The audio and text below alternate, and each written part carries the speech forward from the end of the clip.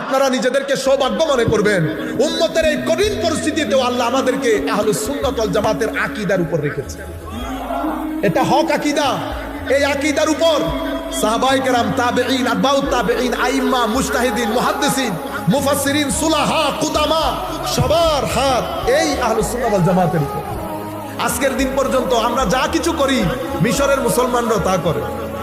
আজহার থেকে যারা পড়ে এসেছেন আমার এই বক্তব্য রদ করে দেন। আপনি বলেন যে এটা আজহারে নাই, আজহারে ঈদে মিলাদুন নবী নাই, ইসারে সোয়াব নাই, মাজার নাই, তরিকত নাই, উরুস নাই, বলেন রদ করে দেন। পড়ে এসেছেন আজহার থেকে, মানুষকে ধোঁকা দেন।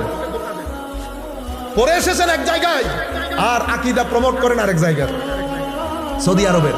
কারণ টাকা পয়সা একটা বড় জিনিস। আরো কি বলে, সুন্নিরা দাওয়াত পরে পরে পয়সা নেয়। এই সুন্নিরা কোরআনে পাকের কথা বলে মানুষের বাইরের দেশ থেকে উল্টা সিধা দিন বিক্রি করার জন্য বাইরের টাকা নেয় না। হুজুর আপনি কেমনে জানেন বাইরের টাকা না দিলে ব্যাংক কেমনে করছেন? ব্যাংক কেমনে করলেন? ল্যান্ড ক্রুজার কেমনে চালান?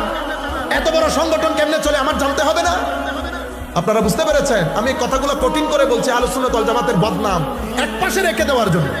শিক্ষিত শ্রেণী ইনিয়ে বিনিয়ে বলতে চায় সুন্নিরা এই, সুন্নিরা সেই। আপনি আসল কাজ করবেন। আপনি বলবেন হযরত আলীর সাথে ফাতেমার ঝগড়া হয়েছে, বিশ্বনবী আসলো, বিশ্বনবী এসে এই কি বলে হারেম শরীফের মধ্যে, মসজিদে নববীর মধ্যে বিশ্বনবী এসে হযরত আলীর ডান পাশ থেকে ডাকতে শুরু করলো। একবার ডান পাশে ডাকলে হযরত আলী বাম পাশে যায়, বাম পাশ থেকে ডাকলে হযরত আলী ডান পাশে যায়। হযরত আলী না, হযরত আলীও না, আলী বলছে এতক্ষণ পর্যন্ত মেয়ে ডিয়াডি করছে, এখন আসছে বাবে ডিয়াডি করতে। আপনারা বুঝতে পারেন এটা কোনো সাধারণ